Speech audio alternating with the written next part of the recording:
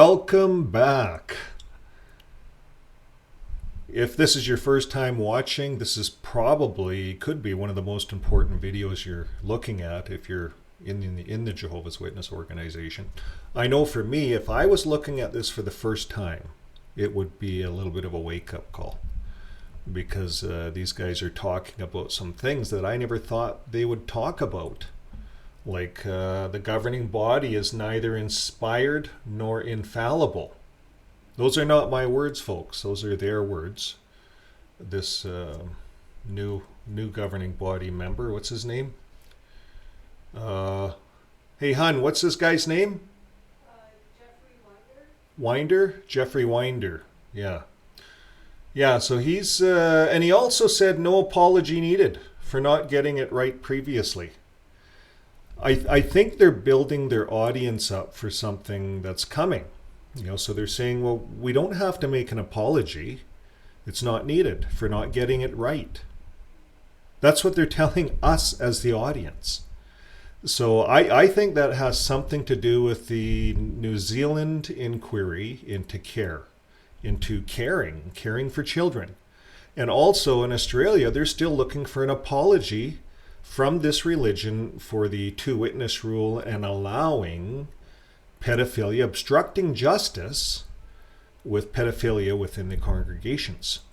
So I think something's coming down the pipe. I think these guys are preparing the audience. We're not going to apologize, but I think they may change their light. And they do talk about the light getting brighter. And I'm not going to play the whole video because I'll put the link for it so you guys can go and look for it yourselves on AvoidJw. And but I wanted to play this part because I think it's the most important part. He's saying no apologies needed. So that's a clear message to all of Australasia, Australia, New Zealand, that whole Royal Commission down there that's been fighting for apologies. The UK's been looking for apologies. The whole world's looking for apologies from the Watchtower, but they're saying no apologies are needed. But we're going to get new light. It's getting brighter. It's like the first century Christians, it got brighter, when they were writing the Bible. But I thought the Bible was done. So I thought that there's no more brighter lights or anything coming. It is what it is. But when you look at the Jehovah's Witness Bible, it is changing. The new 2013 edition, they left a lot of stuff out. It's got to be the skinniest Bible on the industry. And, they've made it so that it's tailored to their religion. They put the name Jehovah 238 times into the New Testament. No other Bible has that. No ancient manuscript shows that. It shows Kryos, or my Lord. They put in Jehovah, Jehovah, Jehovah, all the way through. And Jesus never used that name. But that's another story. That's on my other videos. But these guys are saying, the light's getting brighter for us as time goes on. But we're not inspired. So what does it mean not to be inspired? I thought if you're going to take this Bible and take those old manuscripts and start changing it and making it your own and putting things in and taking things out, would you not have to be inspired by something? In fact, I want to take a look just before we start this, is look at these words, see what they mean to us. We'll throw them up on the screen here. What does it mean to be inspired? Well, when you are inspired, the dictionary states that mentally you are stimulated to do or feel something. So wouldn't you feel the Holy Spirit if you're inspired, telling you pushing you to do something? It says, above all, an inspired person often feels compelled to be different and to do better than they currently are. Well, who inspires you? Is it someone famous or a member of your family, a colleague, or a friend? You see, I think, folks, what's inspiring the governing body today is the governments. The governments are suing their butts off all over the place. They're being questioned by the Australian Commission. Japan, there's a whole thing going on with child abuse in Japan. All over the world, in the Netherlands, they're questioning whether this religion should be a charity. In Pennsylvania, They're going after this religion full hilt because of covering up pedophilia. In Montana, they kicked out Brumley, the Jehovah's Witness lawyer. They fined him $154,000 for lying and deceiving the court. So this is what's going on, folks. So what's inspiring them to change? Well, they're losing members left and right. They don't even want to advertise the hours no more, so they're just checking a box. I think part of that is we're embarrassed. We're embarrassed that we're not getting the hours that we used to. So let's just not track them. It's like in the yearbooks, let's not track how many people are that are coming in and leaving. They used to track all that. They're no longer even transparent to that degree.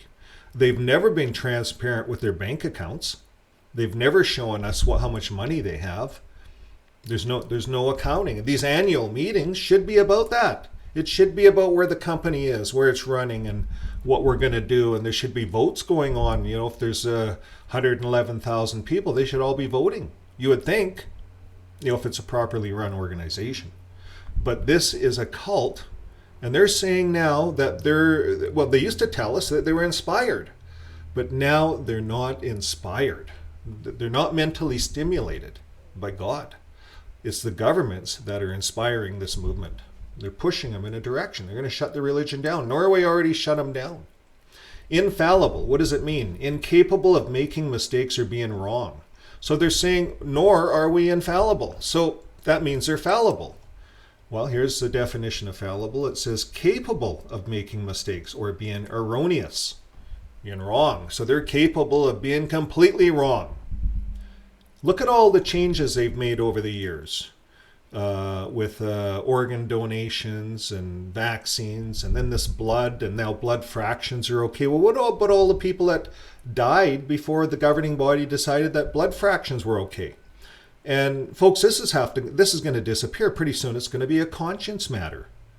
And what about all the people that died? Well, they're saying we're not going to apologize because the light has gotten brighter. That's what they're telling you and I. We're going to look at this right out of the horse's mouth. Now, the last point that I want to look at here is obstruction of justice. So, could this mean that they know something's coming down the pipe? They've been obstructing justice. They're preparing the flock for them to be a martyr, for them to do something amazing, to maybe be like Judge Rutherford and that group, go into prison and try to act like heroes. But you see, the world's not dumb. We have the internet, and there's a lot of us out exposing this. And if they go to prison, it's for obstructing justice of pedophilia, hiding sex crimes within the whole religion. That's what could be coming down the pipe. So let's look at it.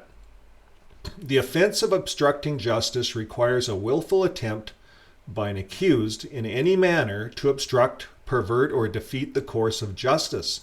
And the sentence is imprisonment for a term of not exceeding 10 years, if proceeded with by indictment. So people ask, what does obstruction of justice mean? The crime or act of willfully interfering with the process of justice and law, especially by influencing, threatening, harming, or impeding a witness, a potential witness, a juror, or judicial or legal officer by furnishing false information or otherwise impeding an investigation or legal process. And what is the most common form of obstruction of justice? The most common forms of obstruction of justice are witness tampering, perjury, and here's the big one, folks, destroying evidence during the course of a government case. Destroying evidence. And all of us have this online where we caught them on video, and it's all over the internet. Philadelphia Inquiry. They show them giving meetings in the UK, the Watchtower, telling them to shred records because it could hold them liable in court. Is that not destroying evidence during the course of government cases? They have all these court cases going on all around the world, and then they get together and say, get rid of records. So this is right from head office. This is right from head office. Right. You see, the governing body, the 9 members, they work as one. So not one of them or two of them can take accountability. It's all 9 of them because they all work as one, a governing body that unitedly make a decision. And they direct everyone through the elders book, the secret elders book, and secret letters that they send down and give instructions. And now they don't put Watchtower names on it. These letterheads or this information comes out not marked. It's part of their theocratic warfare strategy where they're allowed to lie and deceive the courts. You see, folks, this is what's going on, and they call it Satan's wicked system of things, all in an effort to hide criminal activity, child pedophilia within the congregation. That's what this is about. Isn't that disgusting? We thought the Catholic Church was bad, but they apologized. They said, yeah, we have problems. Now they're having a hard time getting the money out of them. 2 dioceses went bankrupt so far. But this is all happening. So witness tampering, perjury, destroying evidence during the course of government cases, obstruction of justice is a criminal offense under both federal and state law for which thousands of people go to prison for each and every year. So, I think we are in a situation here. I think Jeffrey Winder has he's the new guy on the block, and he's telling you guys no apologies are needed. You know, Australia, you guys down there, no, we're not apologizing. You see, once you apologize, you assume liability. That's why Catholic dioceses are going bankrupt. They get sued. Once you assume liability, you got to pay out, and there's damages. And these guys are saying, no, we are the faithful slave. We are. You see, they want both sides of it. We are from God. We don't have to apologize because God just didn't give us that light at the time. God told us not to take blood, but now you can do fractions. God told us not to take vaccines, but now you can. Well, it's not our fault all those people died. That's righteous death or something. However they want to write that off as. But you see, folks, now it's all becoming clear. We're looking in at these guys. These guys are admitting it, that they are neither inspired nor they're infallible. So why are you following them? They're idols. They're rock stars. They're on TV. They want to be famous. They are famous in a very, very negative way. So they aren't really rock stars. They're cult stars. Sorry to say that. Okay, well, let's look at let's get right into it. Let's look at the video, and let's see what this looks like. Okay, so we'll just go from here. And at a time that it is needed. Well, knowing this, then, we are not embarrassed about adjustments that are made, nor is an apology needed for not getting it exactly right previously. We understand this is how Jehovah operates. He reveals matters gradually when it is needed.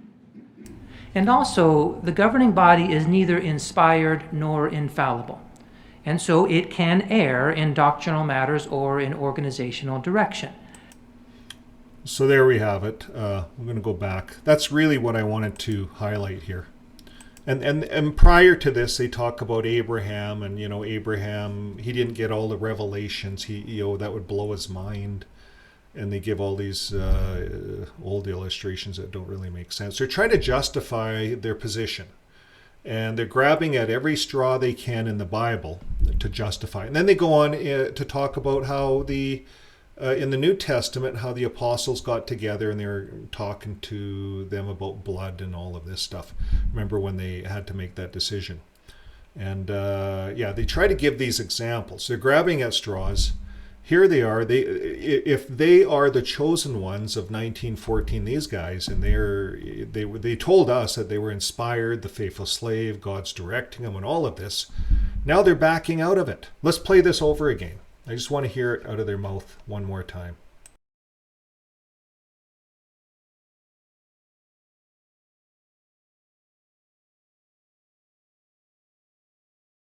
And that we can use. And we thank Jehovah for that. So this is what we know from the Scriptures and from our own experience as well about how the light gets brighter in modern times. It comes about by means of the Holy Spirit. Through his channel of the faithful and discreet slave, he reveals it gradually and at a time that it is needed. Well, knowing this, then, we are not embarrassed about adjustments that are made, nor is an apology needed for not getting it exactly right previously. We understand this is how Jehovah operates. He reveals matters gradually when it is needed. And also, the governing body is neither inspired nor infallible, and so it can err in doctrinal matters or in organizational direction. The brothers do the best they can with what they have and what they understand at the time, but are happy if Jehovah sees fit to clarify matters, and then that can be shared with the brotherhood. And when that happens, we understand it's because it's Jehovah's time for that to happen, and we eagerly accept that. Okay, so again, there's quite a bit here. It's not a real long video, but 16 minutes. But you can go on to AvoidJw. I'll put the link in. You can watch the whole thing. But that's the big thing to take home, folks, is that these guys are neither infallible. They make mistakes. They make doctrinal mistakes. He said that. So everything that you guys believe to this date could be a mistake. The whole earthly paradise thing, 144,000 going to heaven, all of that stuff could be a big mistake. That's what he's admitting to.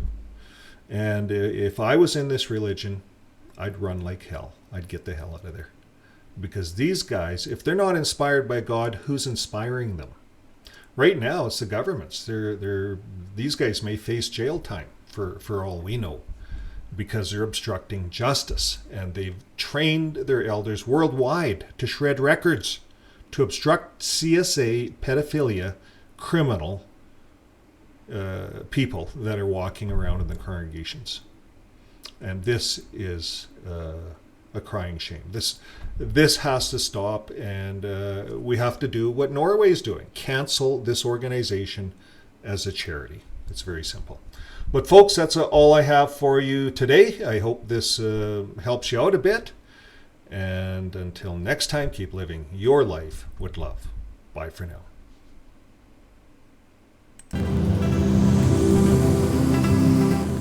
Oh, hello. My name is Vern. Join the channel. We cover JW World News, and we give you the rest of the story. Today, we're going to the Watchtower, and we have lives on Tuesday nights and Saturdays, and an excellent community. So join the channel and watch as we crash into the Watchtower. Here it is. I see it coming. Woo!